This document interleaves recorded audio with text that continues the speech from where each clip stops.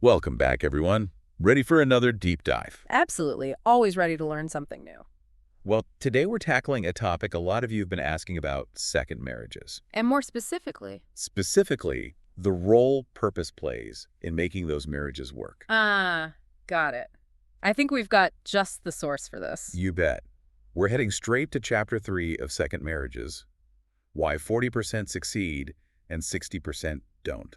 Okay, so what kind of insights are we hoping to unearth? We're going to see what makes those successful relationships tick and what role purpose plays in all of it. All right, sounds good to me. Where do we even start? Well, the book opens with some pretty striking imagery that really gets you thinking. Oh, yeah. Like what? Like picturing a boxer, totally battered and bruised, but refusing to give up. Okay, I can see that. A real fighter spirit. Or someone struggling with their weight, pushing themselves to go for a 3-kilometer walk every single day. Wow, so what's the common thread there? It sounds like sheer willpower.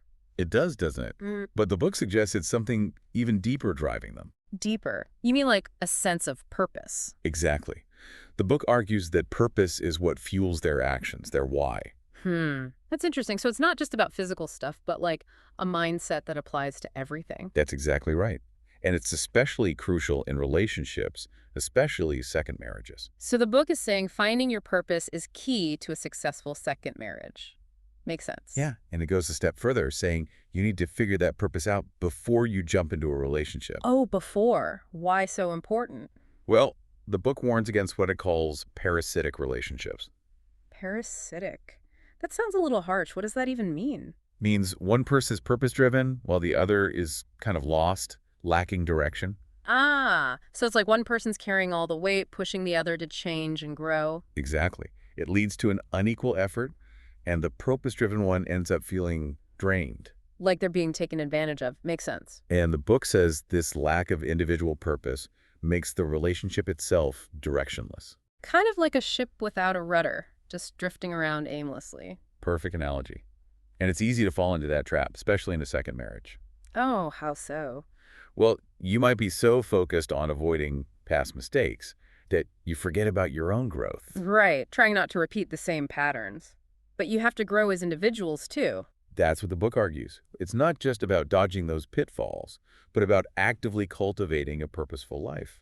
Both individually and as a couple. I like that. It's like two sides of the same coin. Yeah, and it makes me wonder if a lack of purpose might be behind some of the problems people face in second marriages. That's a good question. Do you think that's what the book is getting at?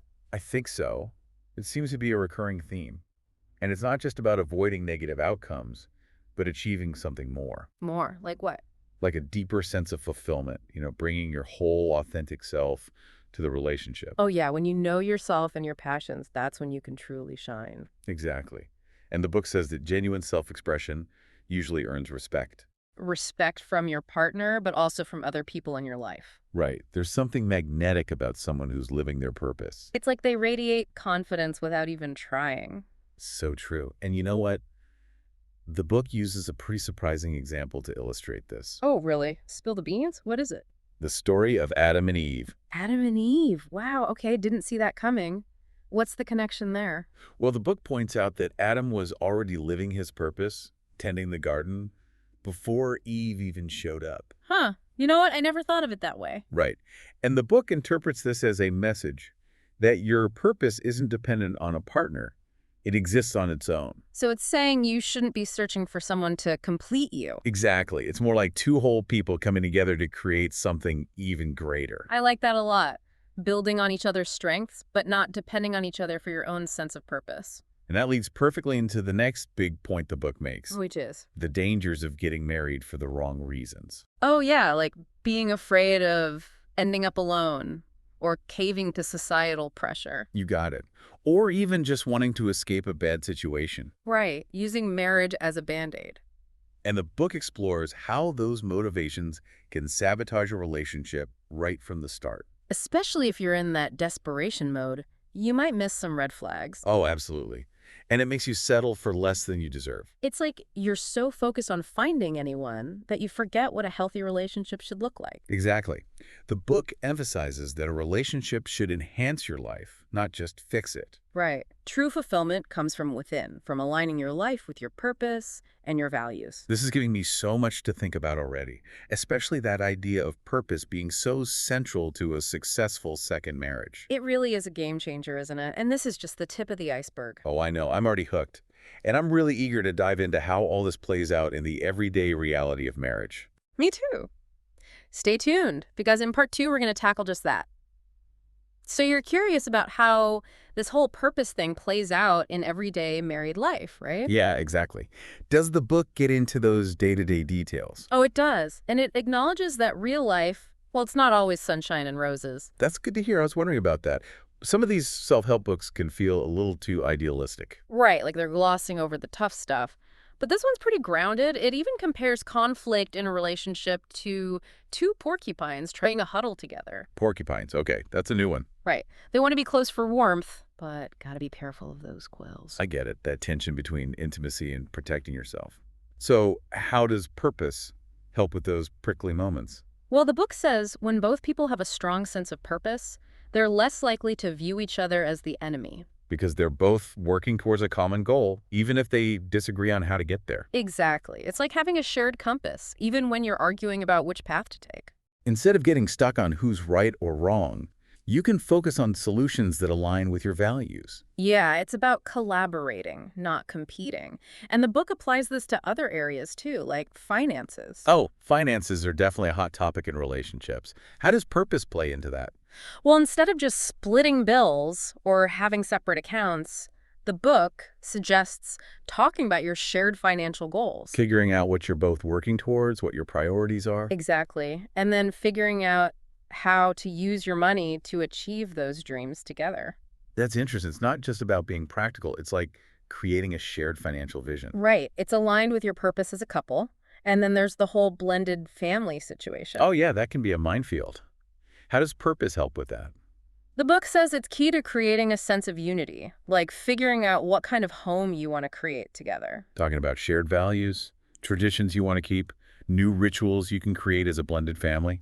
All right, it's not just merging two families, it's building something new. And purpose helps with the challenges that come with that.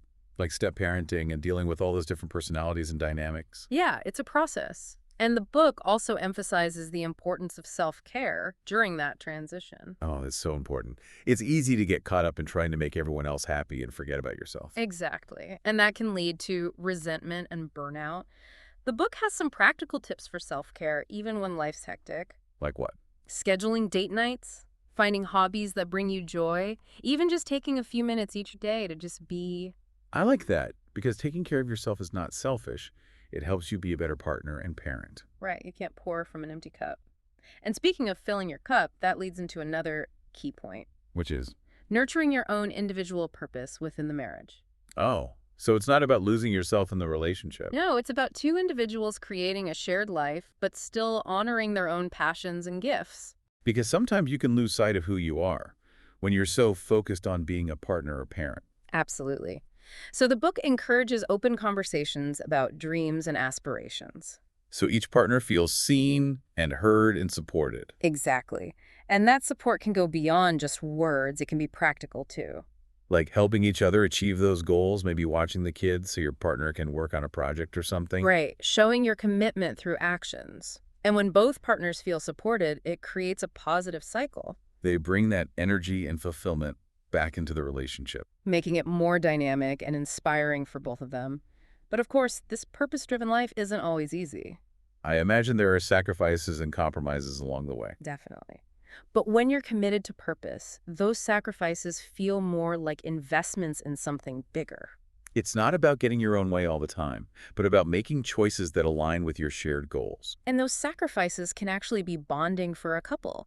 Because you're showing your love through action by putting each other's needs first. Exactly. And that brings us to another point, celebrating each other's successes along the way. It's easy to forget to do that when you're caught up in the daily grind. Right, to acknowledge those moments of growth and achievement.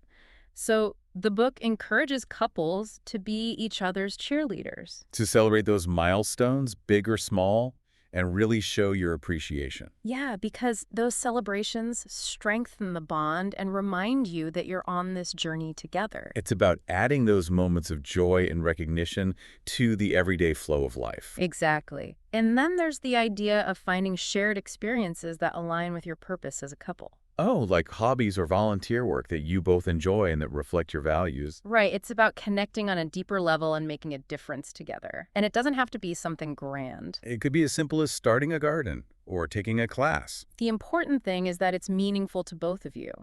And all of this brings us back to that core message. The power of living a purpose-driven life, both individually and as a couple. Exactly. It's not just about building a marriage, it's about creating a legacy. That's powerful. So it's about using your relationship to make a positive impact on the world. Right, and it doesn't have to be some huge gesture. It can be those small acts of kindness and service that ripple outward. This has been so inspiring. It feels like a whole new way of looking at marriage, especially a second marriage. It's about becoming the best version of yourself, AND, finding someone who complements that journey. And then creating a life together that's about more than just yourselves. It's about making a difference. Exactly. And I think we have time for one more important topic before we move on. Okay, what's that? The book talks about embracing the single again season.